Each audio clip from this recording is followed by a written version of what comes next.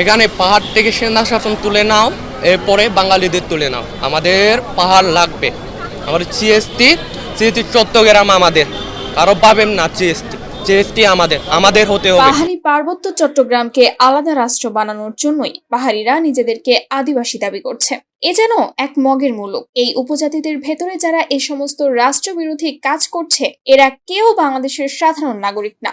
এরা সব ভারত, চীন এবং মিয়ানমারের সংখ্যালঘু উপজাতি সন্ত্রাসী।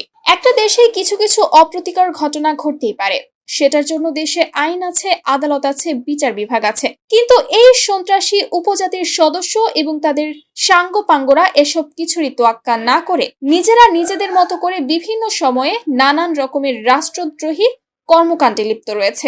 তুমি কাকে খাওয়াতে যাচ্ছ? 10 কেজি মুরগি কাকে খাওয়াবা? কুকিচিংকে খাওয়াবা নাকি কাকে খাওয়াবা? কিন্তু সেনা শাসন কেন? পার্বত্য চট্টগ্রাম থেকে সেনা শাসন মুক্তি চাই। তারা বিভিন্ন সময় অতি সাধারণ কিছু ঘটনাকে বিভিন্ন সুকৌশলে মিথ্যা যুক্তি দেখিয়ে জনমনে বিভ্রান্তি তৈরি করছে। এমনকি এর আগে এই উপজাতি সন্ত্রাসীরা আমাদের বাংলাদেশের বিজিবি সদস্যদের উপর হামলা ঘটনা ঘটিয়েছে। তাদের দাবি পার্বত্য চট্টগ্রামে কোনো সেনাবাহিনী থাকতে পারবে না। আমাদের গাড়ি বহরের উপর আক্রমণ করে এবং গাড়িটা ব্যারিকেড দিয়ে দেয়। এক পর্যায়ে তারা বিজিবি সদস্যদেরকে আঘাত করা শুরু করে। এতে আমাদের বিজিবি সদস্য 9 জন আহত। এখানে পাহাড় থেকে সেনা শাসন তুলে নাও, এরপরে বাঙালিদের তুলে নাও। আমাদের পাহাড় লাগবে, কারো পাবেন না। জিএসটি আমাদের হতে হবে। এ যেন এক মামুর বাড়ির আবদার। সম্প্রতি উপজাতীয় সদস্য সন্ত্রাসীরা পার্বত্য চট্টগ্রামের বাঙালিদের উপর অন্যায়, অত্যাচার, জুলুম, হত্যা, ধর্ষণ এবং চাঁদাবাজি করছে। এছাড়াও ইদানিং এসব উপজাতি এবং সন্ত্রাসী সদস্যরা পার্বত্য চট্টগ্রামকে একটা আলাদা রাষ্ট্র করার জন্য গভীর চক্রান্ত এবং ষড়যন্ত্র চালাচ্ছে এবং পার্বত্য চট্টগ্রামকে জুম ল্যান্ড নামে একটা স্বাধীন রাষ্ট্র ঘোষণা করতে চায় এই সন্ত্রাসী বাহিনী। এবং বিভিন্ন সময় এই দাবিতে তারা মিটিং মিছিল করে দেশকে অস্থিতিশীল করার পায়তারা করছে। তবে এই সমস্ত সন্ত্রাসী বাহিনীকে শায়েস্তা করার জন্য আমাদের বাংলাদেশের সেনাবাহিনী সর্বদা তৎপর রয়েছে। আইন শৃঙ্খলা কোনো অবস্থায় অবনতি হতে দেওয়া যাবে না। আমি আপনাদের সবাই সহযোগিতা চাচ্ছি। যারা আইন শৃঙ্খলা অবনতি করবে তাদের কোনো অবস্থায় আমরা ছাড় দিব না। বাংলাদেশের পার্বত্য চট্টগ্রাম, রাঙামাটি, খাগড়াছড়ি এবং বান্দরবান এই 3টি জেলা নিয়ে গঠিত।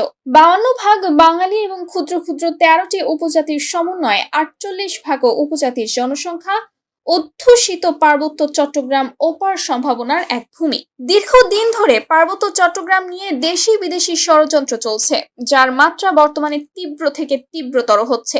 বর্তমানে উপজাতিরা জাতিসংঘ থেকে বিশেষ সুবিধা নেওয়ার জন্য নিজেদেরকে আদিবাসী হিসেবে প্রতিষ্ঠা করার জন্য জোর প্রচেষ্টা চালাচ্ছে। উপজাতিরা ভালো করেই জানে তারা আদিবাসী নয়, তারা উপজাতি। শান্তি চুক্তিতে এবং তারা নিজেদেরকে উপজাতি হিসেবে পরিচয় দিয়েছে। কিন্তু আজ তারা দেশি বিদেশি ষড়যন্ত্রে লিপ্ত হয়ে নতুন করে নিজেদেরকে আদিবাসী হিসেবে পরিচয় দেওয়ার চেষ্টা চালাচ্ছে। যেমনটি হচ্ছে শিয়ালের গায়ে বাঘের চামড়া লাগিয়ে মিথ্যা বাঘ হওয়ার চেষ্টা। আমরা বাঙালি, আমাদের জন্মলগ্ন থেকে শেষ পর্যন্ত আমাদের পরিচয় একটি, আমরা বাঙালি। সুবিধা আদায়ের জন্য আমরা আমাদের এই পরিচয়কে যেমন যখন তখন পরিবর্তন করার চেষ্টা করা তার নিন্দনীয়, অসাংবিধানিক এবং অপরাধযোগ্য, ঠিক উপজাতিদের আদিবাসী করার চেষ্টাও নিন্দনীয়, অসাংবিধানিক এবং অপরাধযোগ্য। শান্তি চুক্তির ধারা ভঙ্গকারী হিসেবে তার রাষ্ট্রদ্রোহিতার শামিল। পার্বত্য চট্টগ্রাম নিয়ে যে ধূম্রজালের সৃষ্টি হয়েছে তা নিরসনের জন্য আমাদের গল্পের হাট চ্যানেলের পক্ষ থেকে কিছু পরামর্শ নিম্নে উল্লেখ করা হলো। 1. উপজাতিদের পাশাপাশি পার্বত্য চট্টগ্রামে বসবাসরত শিক্ষা দীক্ষায়, অর্থনৈতিকভাবে, রাজনৈতিকভাবে, সামাজিকভাবে সকল ক্ষেত্রে পিছিয়ে বাঙালিদের সকল ক্ষেত্রে অগ্রগতির জন্য আশু পদক্ষেপ গ্রহণ করা। নাম্বার 2. অতি দ্রুত চিরুনি অভিযানের মাধ্যমে পার্বত্য চট্টগ্রামকে অস্ত্রমুক্ত করা। শত্রু বাহিনীর কাছে কেন অস্ত্র আছে? সেই অপরাধে শান্তি চুক্তির শর্ত ভঙ্গকারী হিসেবে তার উপর রাষ্ট্রদ্রোহিতার অভিযোগ এনে অতি দ্রুত এর বিচার করা। নাম্বার 3. শিক্ষা, চাকুরি সকল ক্ষেত্রে উপজাতি কোটা বাতিল করে বৈষম্যহীন পার্বত্য কোটা চালু করা। নাম্বার 4. পার্বত্য চট্টগ্রামে কর্মরত এনজিও গুলোর কর্মকাণ্ডকে একটি সরকারি ফ্রেমে নিয়ে আসা। নাম্বার 5. পার্বত্য চট্টগ্রামে বিদেশিদের আনাগোনার প্রতি গোয়েন্দা নজরদারি বৃদ্ধি করা।